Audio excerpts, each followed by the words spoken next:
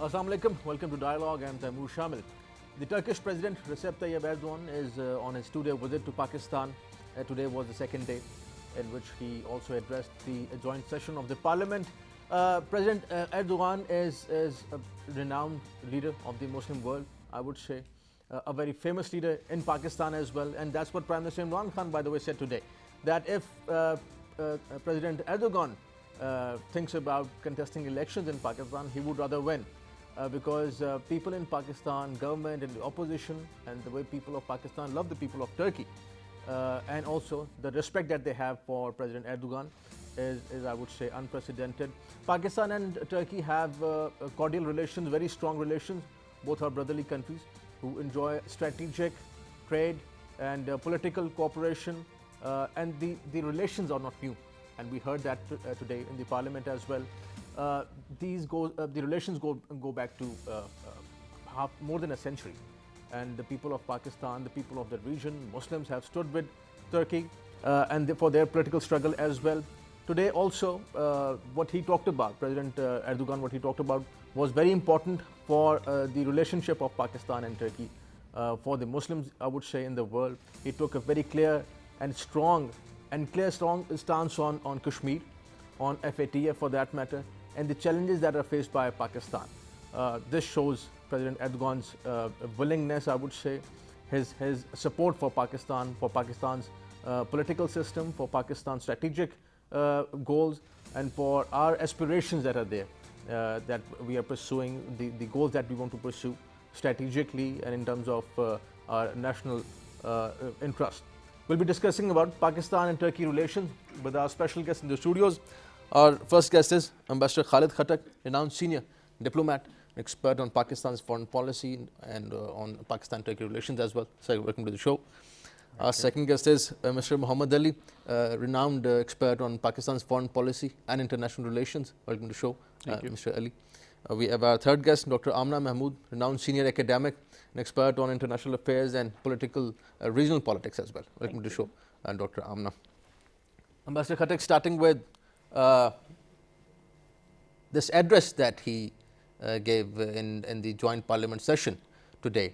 How do you see the people of Turkey, President Erdogan as a leader, president of the Muslim world, let's say, as a leader of the Muslim world, his stance on FATF, he talked about Kashmir.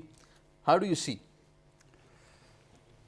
Well, in my analysis of his speech, 2 or 3 things rather struck me. First of all, he spoke about the historical relations.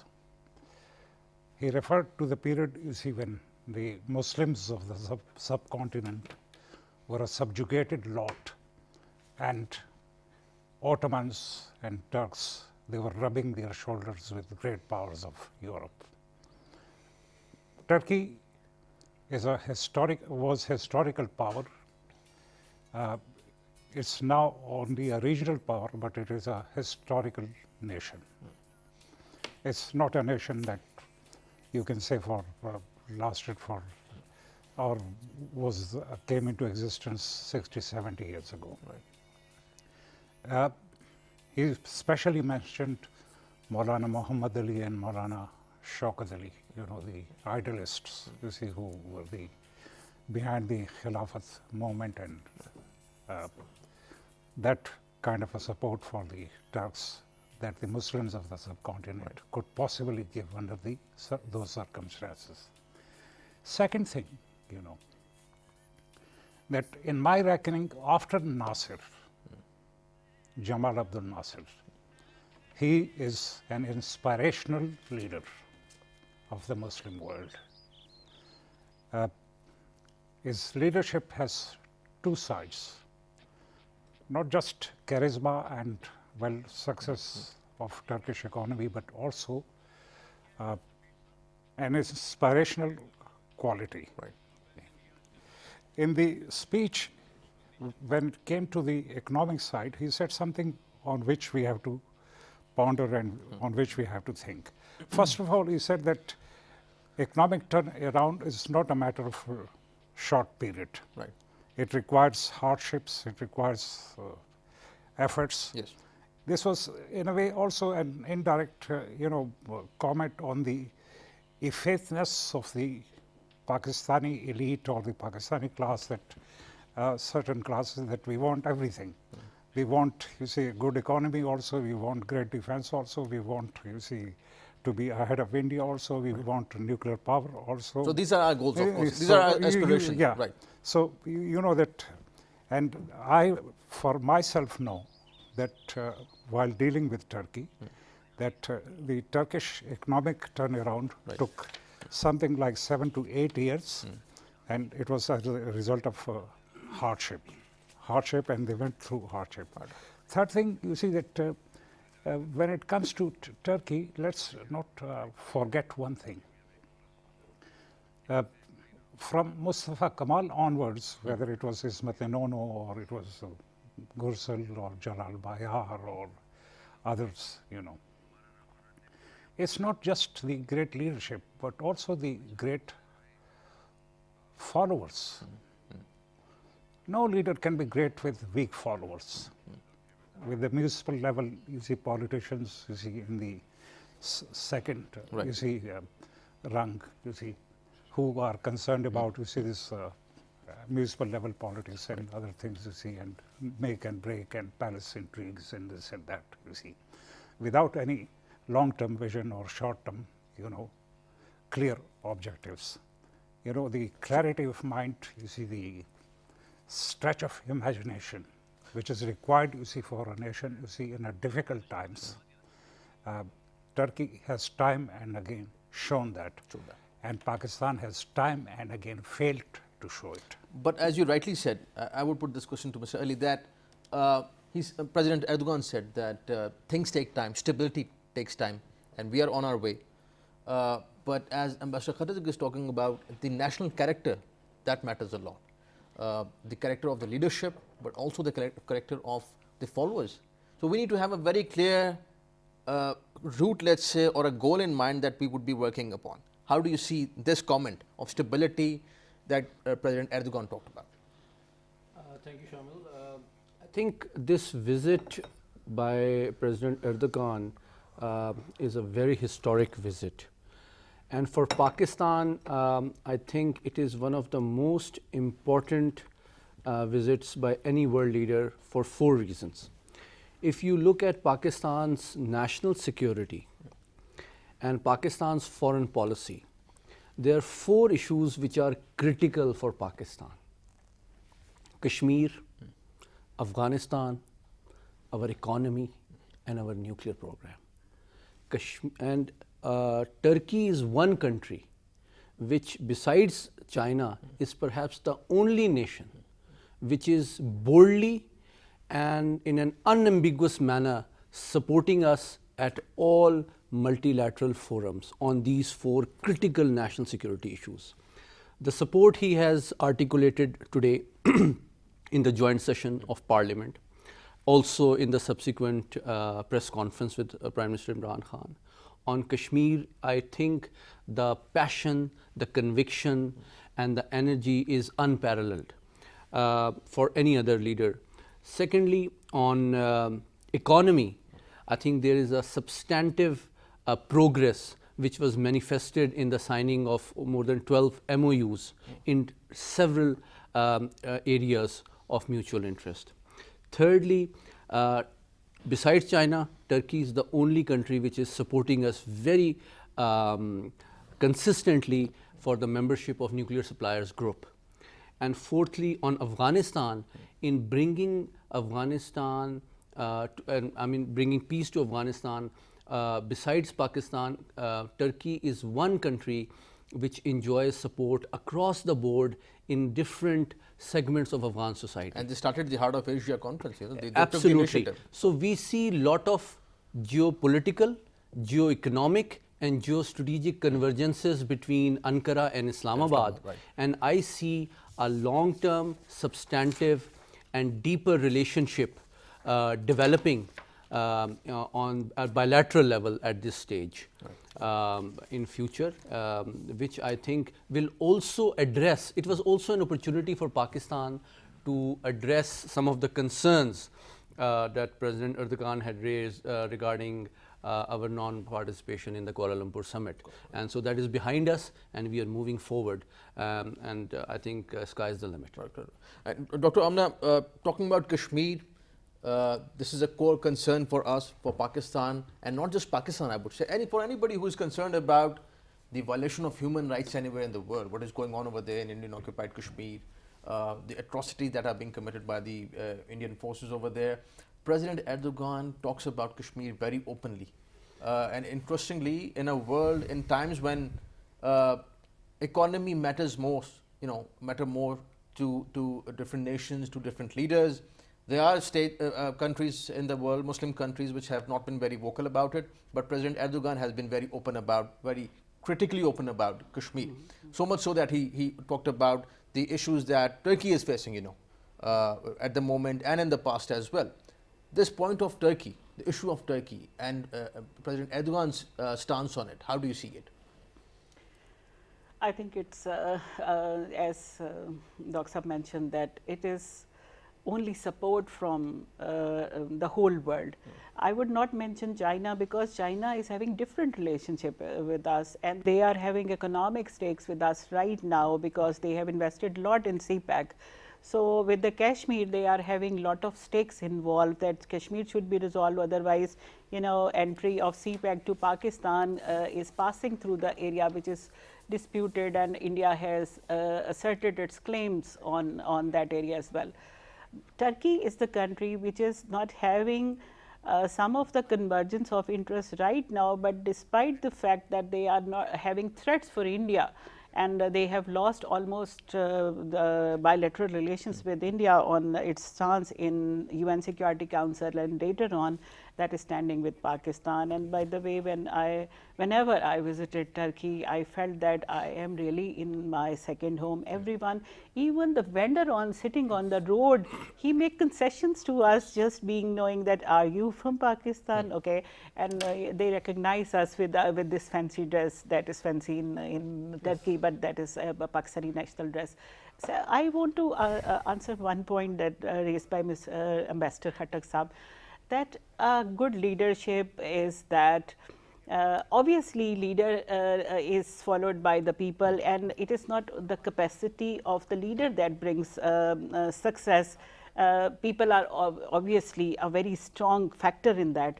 But I would add to Excellency's point that it's the capacity of a leader to mobilize the population to the level as required for the support, as Mr. Jinnah, Qaid-e-Azam Muhammad Ali Jinnah did, because at that time Muslim masses were not that much learned, knowing, they were not politically aware about, and he did. And if government is there, government has to face two challenges, one at the same time. One, that they have to make a drive towards progress, development by all means, etc. And second, they have to engage their people, their masses in that right direction, that they have to go with them. No nation can win without sacrifices and having hard time. That I agree with the point of sir. I wanted to add. Now, coming to the point, you said that obviously Kuala Lumpur was a sore point of Pakistan, and since we were the part of pioneer members and we were absent, and as you mentioned that there were expediencies of Pakistan, that is all due to the economic problems of Pakistan. We had to compromise, and Mr. Erdogan later mentioned that Pakistan, we can understand the position of Pakistan because they were dependent in some way or the other with that Muslim country. But the only solution is, I've been student of foreign policy for a long, and we are studying with reference to region, with reference to the world. No nation can pursue its interests without having self-sufficiency. Two foreign policy goals: defense and economy. If your defense is not supported by your economy, that would create dependence, and you have to fight and you have to pursue for others' interests. And we are doing the same. So we should come out of this strategic mindset. Defense is priority, no doubt. but that should be self-dependent. Right. So, I think economy is the first priority. Certainly. And Ambassador Khattak, moving on to our next point, President Erdogan talked about war on terror as well, the way Pakistan has been fighting terrorism and extremism. We all know that Pakistan has fought this war on terror, I would say single-handedly. We have been fighting one of the most notorious terrorist organizations and individuals in the region. But as you mentioned earlier, and we were talking about this, that stability takes time. Our relationship in terms of strategic relations with Turkey, and our relations as far as Afghanistan is concerned, how do you see it? Pakistan-Turkey cooperation in terms of regional security.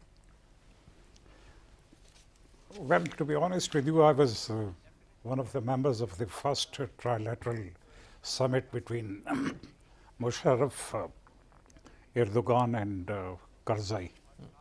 And this was 2007 or 2008 or something. So I was at that point in time, Additional Secretary Foreign Affairs, dealing with Afghanistan in this region. The basic thing is that in Afghanistan there is a classic contest between technology and psychology.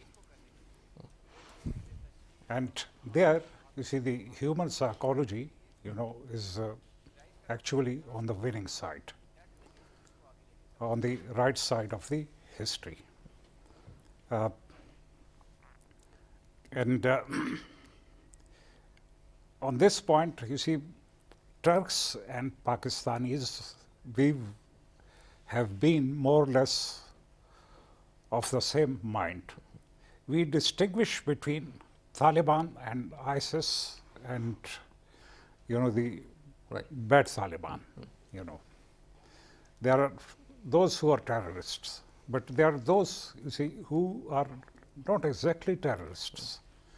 They're fighting for their homeland. Let's face it.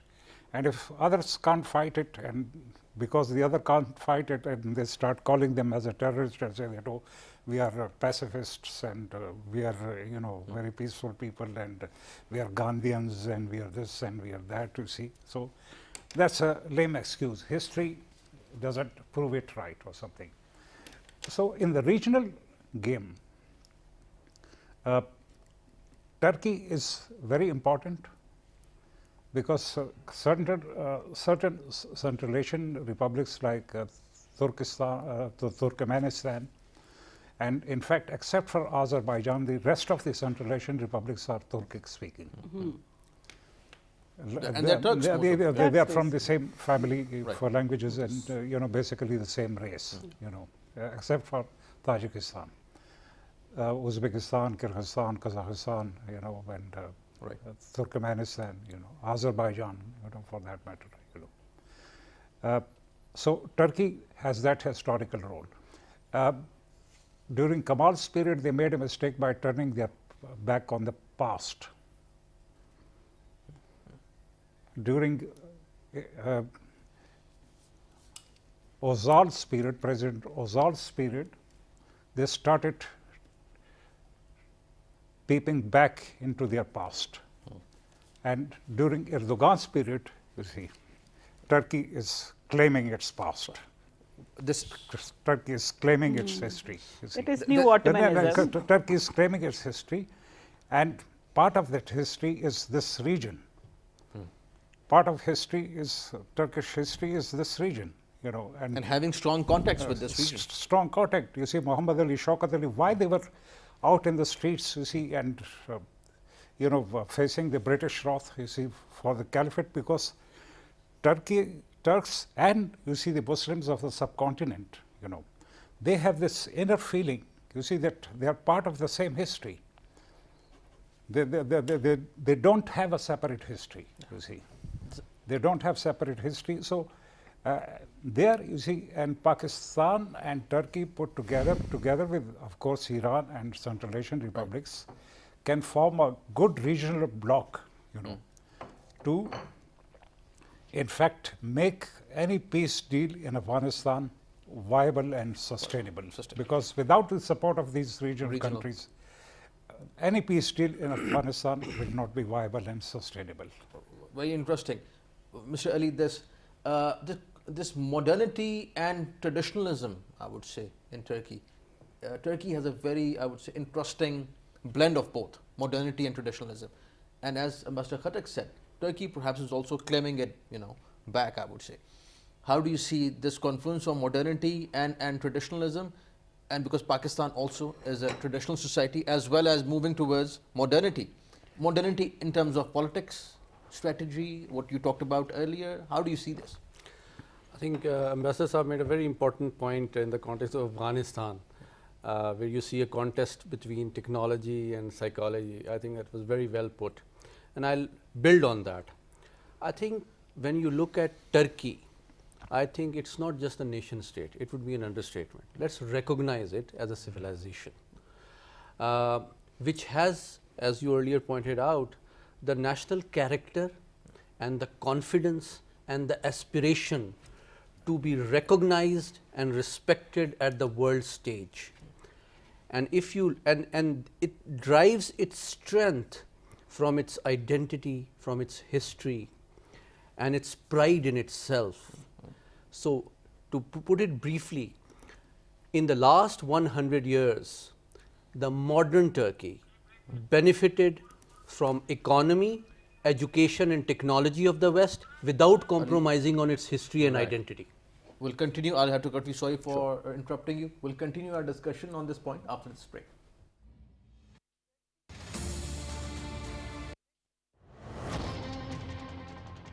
कलीदी अहमियत का हामिल था ये दौरा नूर Khan airbase पर पहुंचे हैं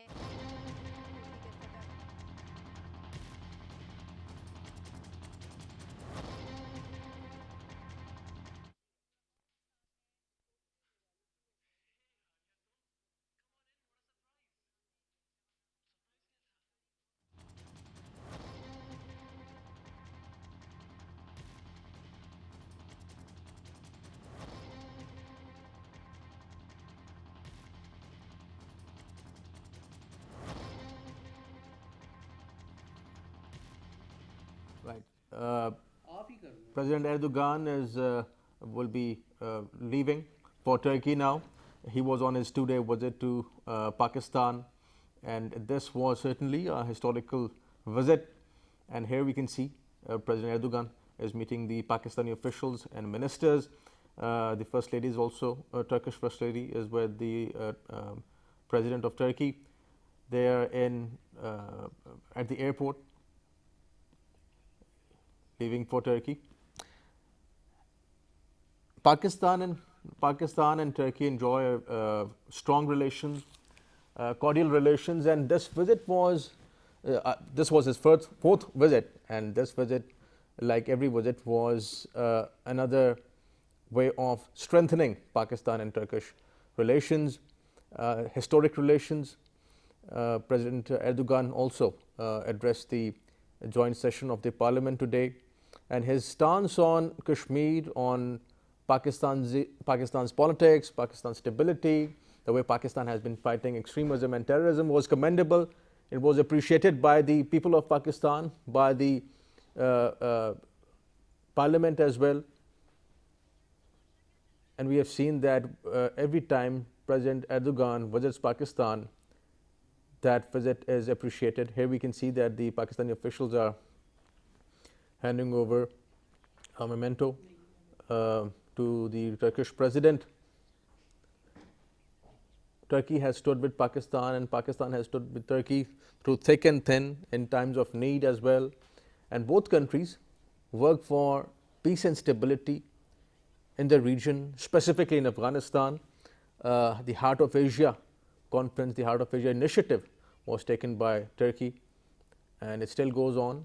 Turkey has played a commendable role in bringing peace and stability in the region. Right. And Mr. Ali, the way you were talking about Pakistan and Turkey relations, we can see that President Erdogan is leaving for Turkey. What you were mentioning earlier, this modernity and traditionalism, and the way Turkey has been working on it. What do you say about it? Yeah, I think it's like we were discussing, there is a lot that Pakistan can learn from Turkey. in terms of when you benefit from technology and you want to improve your economy, that does not mean that you need to compromise on your value system and national character. That is the ultimate lesson from Turkey. It has, in the last 100 years, benefited from the Western modern education system, technology, industrialization, but it has maintained its national character and strong sense of identity and history. And if I can build on what Mr. Erdogan addressed the joint session of the parliament, if you go back almost 1,000 years, ethnically, historically, ideologically, you read the Ghaznavids, you read the Tuzke Babri, Tuzke Jahangiri, and you will recognize that even the most famous and powerful of the Mughal emperors saw their inspiration from the Turks. Absolutely. And here we can see that the president just waved and leaving for Turkey. He was on his 2-day visit. And this inspiration, Ali, that you are talking about was taken from Turks, of course. But as Ambassador Khattak said, that what Ataturk did, of course, that were his times. He had choices. That was a different time. And when we see President Erdogan, he represents the modern Turkey. He also represents tradition as well. And despite all these things, we were talking about the modernity and other things. Right. Turkey has retained its identity. Even in modernization, you see that they have used the alphabets from European language, but they gave them different voices. For instance, J for C for J. C is having the voice of J, in fact, and number of other words. Similarly, they retained the old heritage as well. As if we go through Turkish language, 4,000 words are still common with Urdu, and they are not replaced.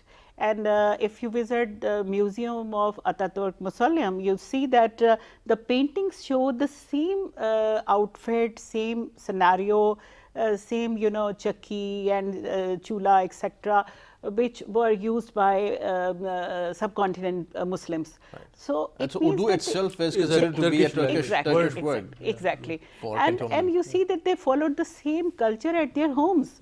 If you visit a Turkish home, they are following the same tradition as we do in Pakistan. Right. So it's very remarkable. I just wanted to add one point, that if you look at as Madam pointed out, the Turkish lifestyle, the family, despite being part of the Western culture, is still very strong, which is something which is fast eroding in the Western civilization.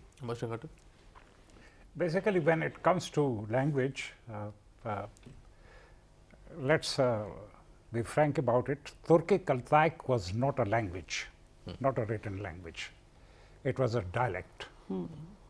So it's a written script was taken from Arabic and Persian when it came to Anatolian Turks.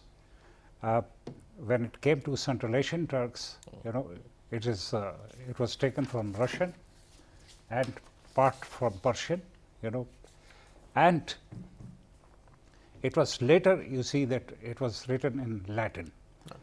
By the way, Mr. Nehru also tried to, write Hindustani in Latin, but it didn't work due to the objection of Mr. Gandhi, and so you see, when it comes to the language of Turks, it has a kind of a different background, you see, than many other backgrounds. Right. And Mr. Khattak, you mentioned about what Turkey is trying to claim back, the position that Turkey was enjoying at one point. President Erdogan also criticized, he said that this deal of the century that was presented recently by President Trump, he said that this is a project for occupation. So we see here a Muslim leader of a strong nation talking about this deal and rather very openly criticizing it. Is that also claiming back that position? How do you see this statement? No, not necessarily, but what actually happened in the Arab world, that after, you see, Camp David, Egypt was knocked out of the war equation.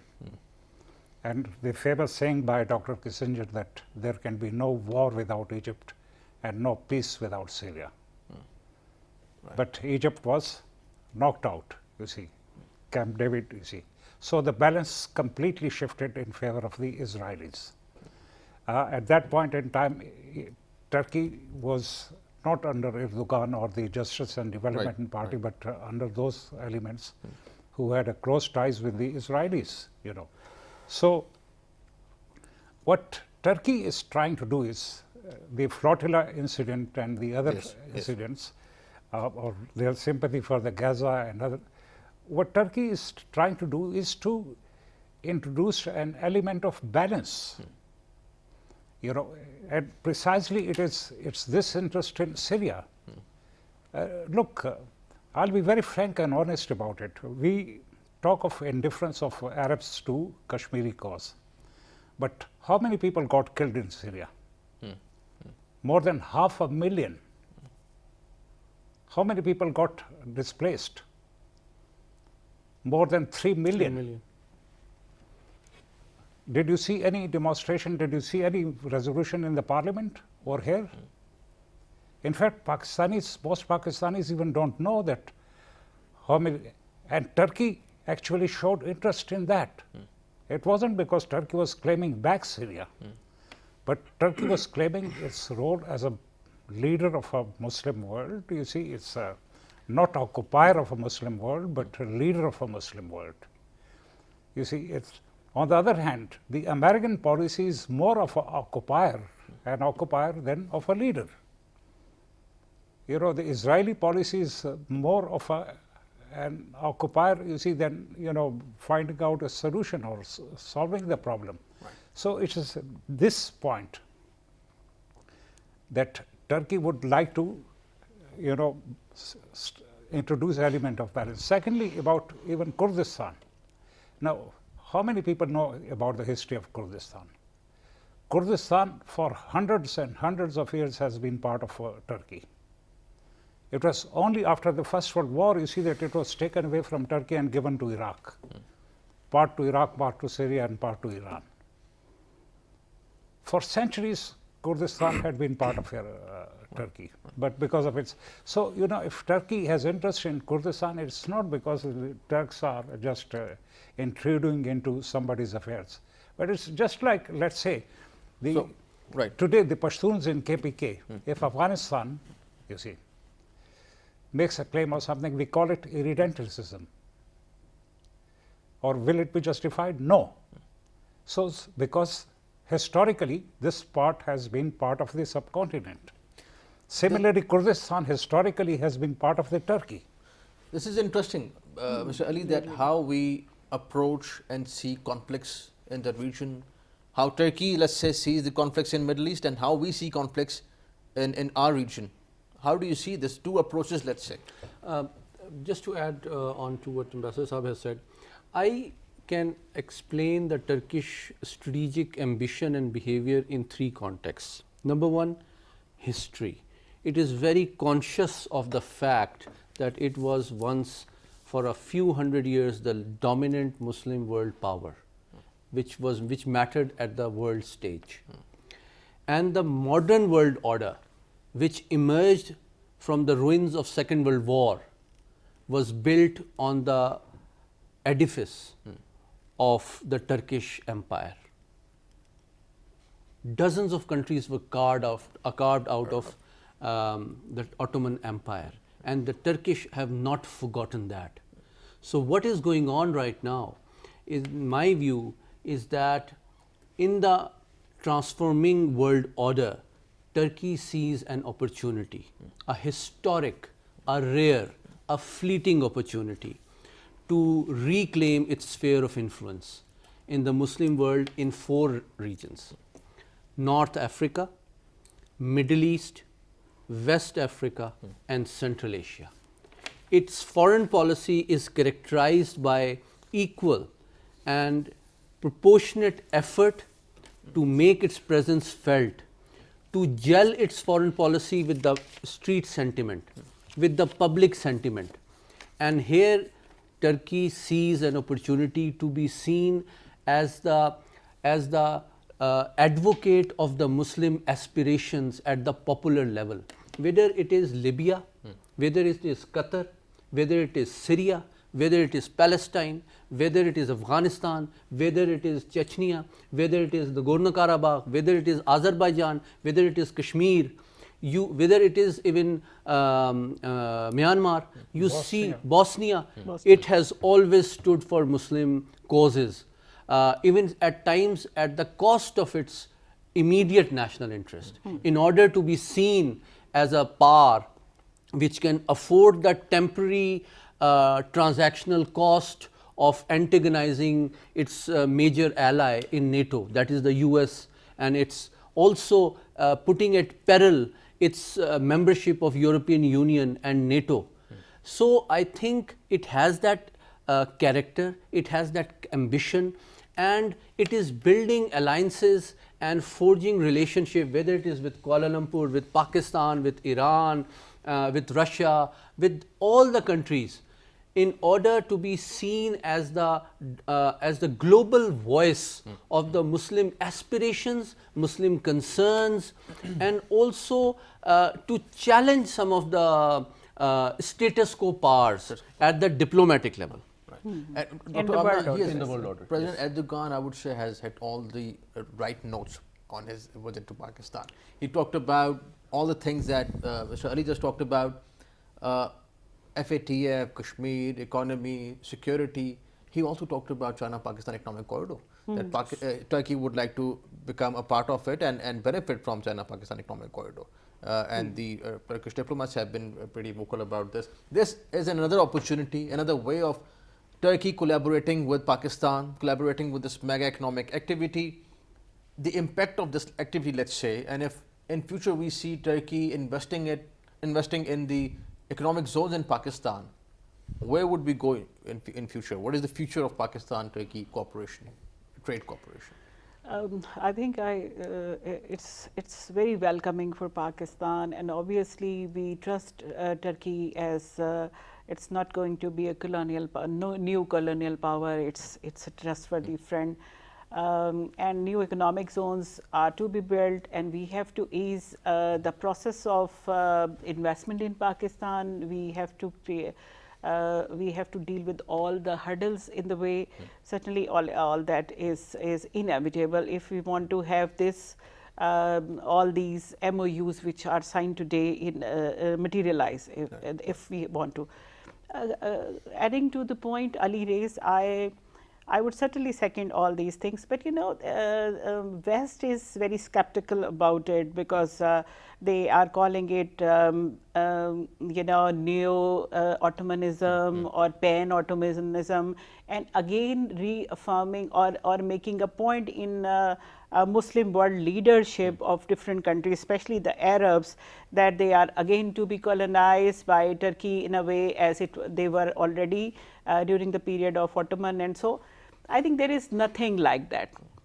Pan-Ottomanism means the revival of Muslim world, raising voice for Muslim world, and as Ali mentioned, that making a voice for the whole Muslim world, because Muslim world is actually under the policemanship of US, and we are hostage to that, all of us, in Middle East, Africa, Central Asia, Pakistan, South Asia, every region where Muslims are powerful. So I think that in 21st century, the major change was Turkey's looking east policy, and that is in the benefit of Muslim world. You see, before even the time of Ottomans, and after when the Muslim world was subjugated and it was divided into small powers, dynasties, even at that time, Muslim can travel from Central Asia to Europe, Ottoman areas, and they used to be the first rate citizen. They can be elevated to any ranks, and they were not having any visa or any document for that purpose. Turkey want to revive that, and that is obviously it's an alarming point for the rest of the world, especially the Western world, who have been colonial powers, and now they are neo-colonialists right now. So I think that Pakistan should avail this opportunity.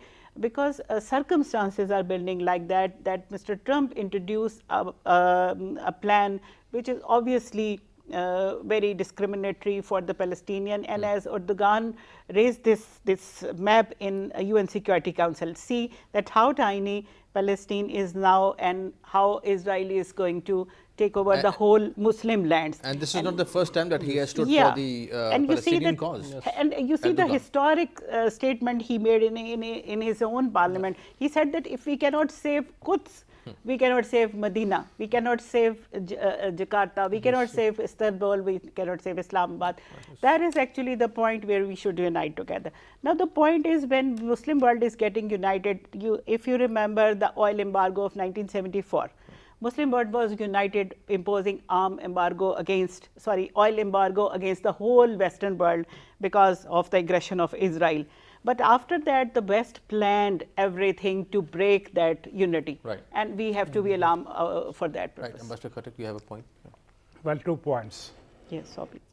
First, at one point in time, more European territory was under occupation of Ottomans than Muslim territory.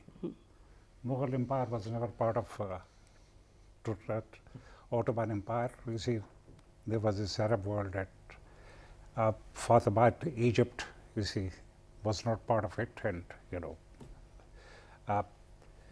so you see, Turkey was not purely, you see, Muslim, caliphate, but it was a caliphate. You see, but its population, it's consisted of non-Muslims also. Right. It was a hub of the Jews. Persecuted Jews from Europe used to come to Turkey and to Istanbul and Took refuge over there. Yes, to live there. Number one. Number two, you see, that Erdogan is being criticized by some of his critics as the new Sultan. There's you've also A strong leader, this and new Sultan, as you also said, right. find it out in Western media and all that.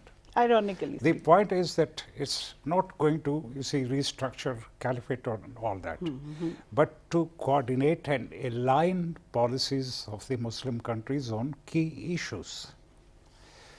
Like, you see, Palestine, Kashmir, Syria, Yemen, Afghanistan, or what is happening to the Muslims in Myanmar, So it's basically, that absence of alignment of those policies, which is leading to this confusion, number one. And number two, that the Islamic world will have to do something about its economic weaknesses. Unless it is able to overcome its economic weaknesses, notwithstanding the fact that it has got so much of resources and everything, you see, but these resources are at the service of the West or some other powers. This is what is needed, and this is Erdogan's dream. Right. Thank you for joining us, everybody. Ambassador Khattak, pleasure having on the show. Thank you for your time. Mr. Muhammad Ali, thank you for your time. Thank you for joining us. Dr. Amna, pleasure having on the show. Thank you for joining us. That's all from today's show. See you next time. Khuda Hafiz. Thank you, sir.